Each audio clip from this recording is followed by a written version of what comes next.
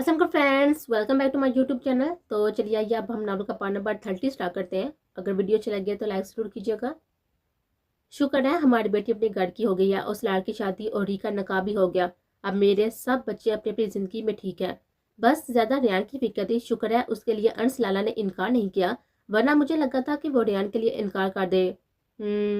डर तो मुझे भी था कि कहीं वो रूहान का बेटा होने की सजा उसे ना दे। पर हया की बात से मैं पुरस्कून हो गया था जब उसने कहा था कि बेशक वो रूहान का बेटा है, पर तरबियत तो जरताशा और सलाल की है ना। सलाल ने मुस्कुराता हुआ जरताशा को बताया था, वो मेरा सबसे प्यारा बेटा है सलाल। उसे छोटी सी उम्र में बहुत से दुख देखे हैं, मैं बस उसको खुश देखना चाहती हूँ। जब वो मेरे पास आया था वो बोलता तक नहीं था। इतने से बच्चेबाज जमाने ने बहुत ही बुरा सलूक किया। मैं सोच भी नहीं सकती थी कोई इतना घटिया कैसा हो सकता है। शुक्र है कि आदल बाबा उसे घर लेकर आ गए थे, वरना दुनिया उसे दरिंदा बना देती। सरताजा सलार के साथ लगी हुई बोली थी। जमान आदल के चचा का बेटा था और रूहान उनका बेटा। रूहान के जेल जाने और जीना रेहान की माँ मौत के बाद आदल और रेहान को अपने पास लेकर आए थे और जरताशा और सलान ने उसे अपने बेटे की तरह पाला था। रेहान जब 7 साल का था तो उसकी माँ जीना का इंतकाल हो गया था और फिर वह 1 साल अडफन में रहा था। वहां से आदल साहब उसे ढूंढकर अपने घर ले आए थे और इसीलिए वो सलार के साथ ही पढ़ा था। जरताशा ने उसे हमेशा अपना बेटा माना था, बल्कि सबने ही उसे अपना माना था। पर कुछ ऐसा था जिसने हमेशा उसे डिस्टर्ब किया था, कुछ तलख यादें। मामा, मैं अंदर आ जाऊं? री कमरे के बाहर खड़ा दरवाजा आवाज दे रहा था। माँ के बेटे को कब से इजाजत की जरूरत पड़ गई है? सरताशा मुस्कुराता हुआ बोलती, बस जब से आपके मियाँ ने मुझे कमरे से निकाला है। लास्ट टाइम उन्होंने मुझे बाहर निकाल दिया था। सच में सलाल? सरताशा सलाल की तरफ देखा था जो कि अब री को घूर रहा था। देखिए अभी कैसे गुड़ियां डाल रही हैं। री ने मुस्कुराता हुआ सलाल को आंख मारती और री सरताशा की गोद में सर रखकर लेट गया था। क्या बात है ध्यान, परेशान हो? सरताशा उसके बालों में हाथ फेंकते हुआ बोले थे, आपको कैसे पता चला? मामा, री उसके दूसरे हाथ को अपने होंठों से लगाकर मुस्कुराया था। जब से हरम के पास से आया था उसकी रोती हुई आंखों को देखकर परेशान था। माँ को सब पता चल जाता है। सलाल इन दोनों के प्यार को देखकर मुस्कुरा दिया था। जब भी री उसके पास आकर बैठकर बातें करता था सलाल कभी भी उन माँ बेटे की बातों में नहीं बोलता था। मामा, जीना मामा की कब्र पर जाना है मुझे, वो पाकिस्तान में ही है ना? री जरताशा को देखता हुआ बोला था, जरूर, हम कल चलेंगे वहां पर। जरताशा मुस्कुराता हुआ उसके माथे पर प्यार देकर बोलती, थैंक्स मामा, लव यू। वो मुस्कुराया था और जरताशा की गोद में ही लेटे लेटे सो गया था और ये हमेशा इसी तरह करता था। सो गया है? सलाल उसे सोया हुआ देखकर बोला था, हाँ थक गया है ना? पहली मरतबा पाकिस्तान आया है तो जीना की कब्र पर जाना चाहता है, हम उसे सुबह लेकर जाएंगे। जरताशा सलाल को मुस्कुराता हुआ बोलती, हाँ जरूर मेरी जान। सलाल उसको देखता हुआ मुस्कुरा दिया था। राय पागल की तरह बस अपने हाथों को देख रहा था जहां उसके हाथों पर अदन का खून लगा हुआ था। अभी आईसीयू में थी और ऑपरेशन चल रहा था। वाजिब ने कॉल करके अर्ज को भी बता दिया था और पुलिस भी आ चुकी थी। वो अपनी पूरी कार्रवाई कर रहे थे। रैम, तुम ठीक हो? वाजिब रैम के पास आया था जो कि अपने हाथों को घूरने में मसरूफ था। वाजिब को इस वक्त उसके हाथ अजीब लगी थी। डैड, मेरी अदन, डैड उसे कुछ हो गया तो मैं मर जाऊंगा, मैं मर जाऊंगा। रैम वाजिब के साथ लगा जुनूनी अंदाज में बोला था और फिर एक भरपूर मर्द होते हुए उसके साथ लगा रो दिया था। डैड प्लीज उसे वापस ले आए, प्लीज डैड, वो आपके बेटे की जान है, उसे कुछ हो गया ना डैड, आपका बेटा भी मर जाएगा। रैम जमीन पर बैठकर अपना सर हाथों में गिराकर रो रहा था और वाजिब के लिए उसे संभालना मुश्किल हो गया था। कुछ नहीं होगा उसे रैम, कुछ भी नहीं होगा। डैड ये देखे कितना खून निकला है उसका, मेरे हाथ देखे, मेरे कपड़े सब उसके खून से बढ़ गए हैं। बाबा उसे बहुत ही दर्द था, वो रो रही थी। बाबा उसे वापस लेकर आए। राइम आईसीयू के बाहर बैठा रो रहा था। राइम बच्चे, संभालो खुद को और दुआ करो कि उसके लिए कि वो ठीक हो जाए। अल्लाह उसे अपने ईमान में रखे, दुआ करो। रोते नहीं है, अल्लाह से मदद मांगते हैं, उठो चुप कर जाओ। वाजिब राम को संभालते हुए बोला था, क्या वो दुआ करने से ठीक हो जाएगी? हाँ वो ठीक हो जाएगी, तुम दुआ करो अल्लाह से। वाजिब उसकी तरफ देखता हुआ बोला था जो उसे इस वक्त जुनूनी लगा था, जैसे अदन की सांसों के साथ ही उसकी सांसें जुड़ी हुई हो। रायम उठा था और बाहर की तरफ बढ़ गया था। अंस और हवेली से आते सब ने उसे देखा था। रायम, अदन कहाँ है? अंस ने जाता हुआ रैम से कहा था, जिसकी हालत इस वक्त अंस को हारे हुए जुआरी की तरह लगी थी। मामू, अदन देखे हून। रैम अपने हाथों और कपड़ों की तरफ इशारा करते हुए बोला था, कुछ नहीं होगा अदन को, देखिएगा आप, मैं दुआ करने जा रहा हूँ अदन के लिए। मामू आप देखना, अल्लाह उसे वापस दे देगा। पापा ने बोला है कि दुआ करूंगा तो उसे कुछ नहीं होगा। रैम की हालत इस वक्त अंस को अजीब लगी थी। वो छोटे बच्चे की तरह अंस से बोला था, जाबर तुम रैम के साथ जाओ, मुझे वो ठीक नहीं लग रहा। रैम जब बोलकर आगे बढ़ गया था तो पीछे से हाजिर ने जाते हुए रैम की तरफ इशारा किया था, जिस पर जाबर सारे इलाके को साथ भागा था। अंस हाजिर पहले पहुंचे थे। अभी पीछे आलिशान अकबर साहब भी आ रहे थे। हया, हिबा, अलीशा, प्रिया, नौरीन सभी बाहर बैठी उसके लिए दुआ मांग रही थी और बाकी लोगों को नहीं आने दिया गया था और कुछ को दिला नहीं दी गई थी। मामा रिलैक्स हो जाए, ठीक हो जाएगी अदन। अजलान रोते हुए हया को अपने साथ लगाकर बोला था और डॉक्टर के आने पर सब उसकी तरफ मत बढ़े थे। रिलैक्स हो जाए, सब ठीक है। गोली उनके कांधे के करीब लगी थी, हमने निकाल दिया। खून बहुत ही बह गया था पर शुक्र है कि अब सब अंडर कंट्रोल है। थोड़ी देर में हम शिफ्ट कर देंगे उनको कमरे में, फिर आप उनसे मिल लीजिएगा।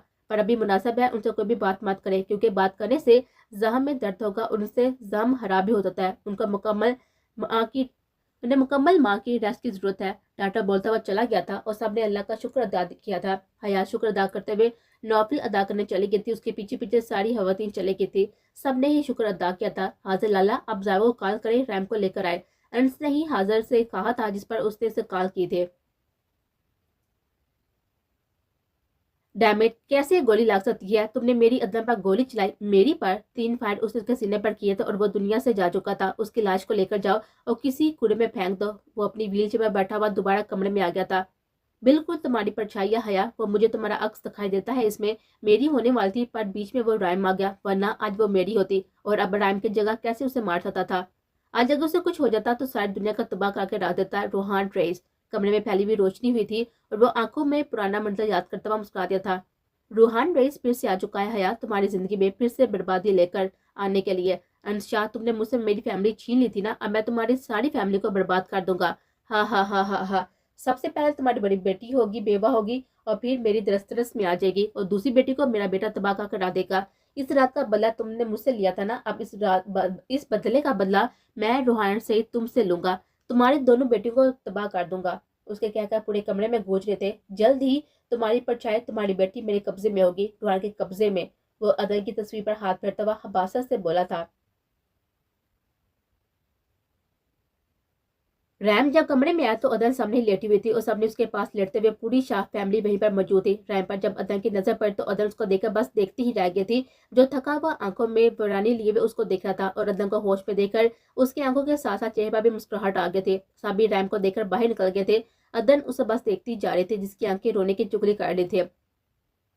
दोनों एक दूसरे की आंखों में देख रहे थे और रैम ने आगे बढ़कर अदन के माथे पर अपने लब रखते थे।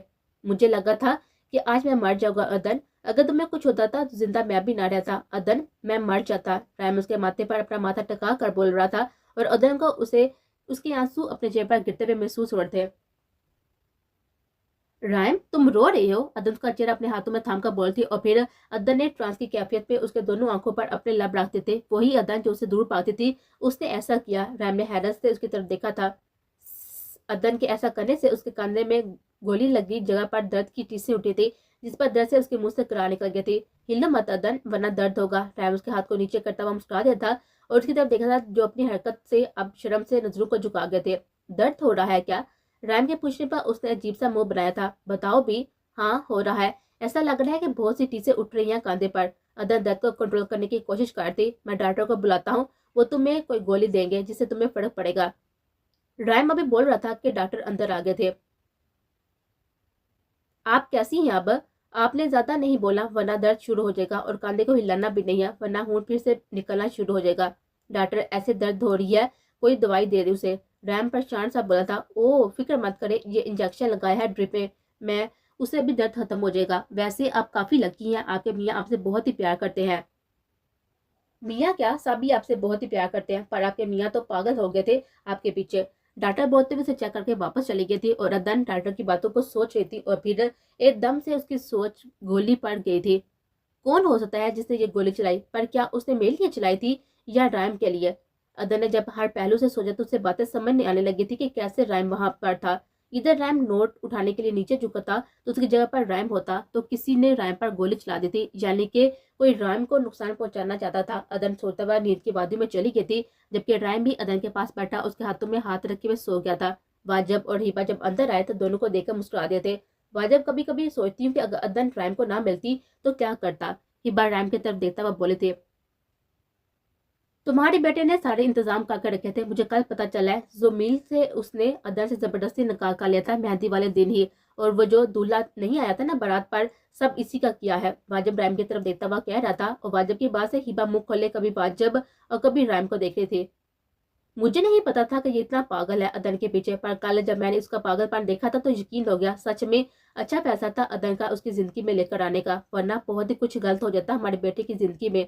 वाजिब थके से अंदाज में वहीं पर चेयर पर बैठ गई थी। जहाँ तक पुलिस इन्वेस्टिगेशन हुई है उसे ये पता चला है कि गोली जहाँ तक था रैम के लिए चलाई गई थी, पर लग अदन को गई थी। वाजिब थके से अंदाज पर आंखों को बंद करते हुए बोला था, क्या आप पर किसी ने किया है ये सब? क्या आप पर किसने किया ये सब? हिबा परेशानी से बोलती, पता नहीं, पर जो भी है मैं छोड़ने वाला नहीं हूँ उसे। और अदन के एग्जाम्स के बाद ये दोनों वापस जा रहे हैं। रैम ने वादा किया था मुझसे और मैं मुझे पूरा भरोसा है अदन रैम को संभालेगी। वाजिब आंखों को मूंदे हुए बोला था, अल्लाह सब ठीक कर देगा बस, और अदन भी ठीक हो जाएगी। हिबा की तरफ देता हुआ बोलती, इंशाल्लाह सब ठीक हो जाएगा। मामा बाबा किधर है? सीरत कोई भी नहीं है घर में। माँ सोफे पर सीरत को परेशान सा देखकर बोला था, और माँ और ईशर भी अभी दोनों ऊपर से आए थे। घर में किसी को ना पाकर माँ सीरत को बोला था, लाला वो अस्पताल गए हैं सब।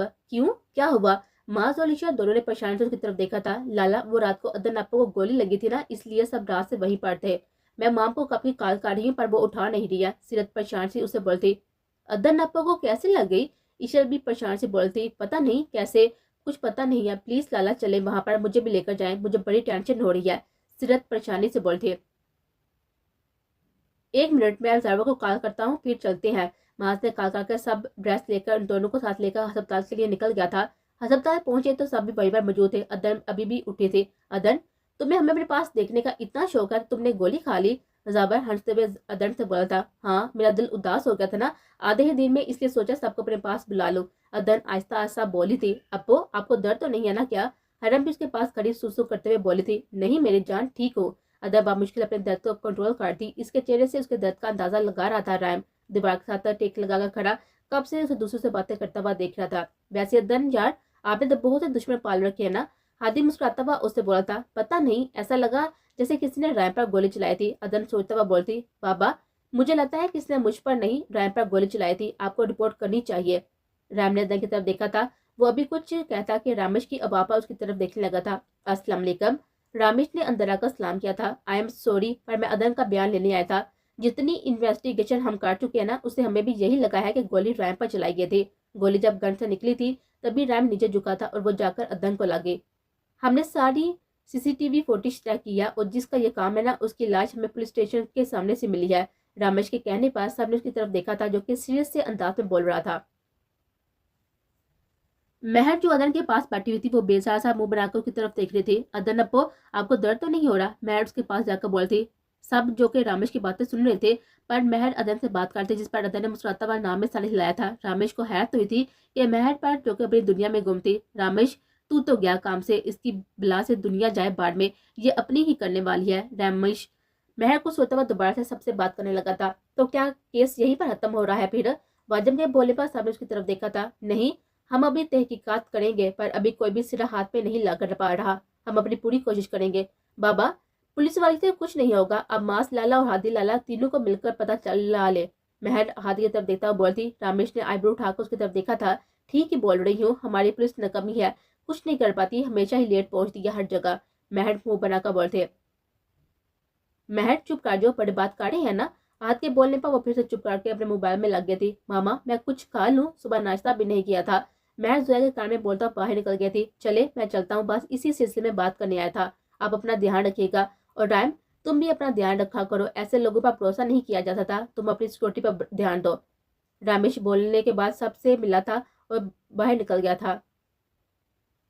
रामेश के पापा अदन ने परेशानी से रैम को देखा था, जिसने रामेश की बात से सिरे सर को हिलाया था, और अदन को अपने लिए परेशान देकर रैम को खुशी महसूस हुए थे।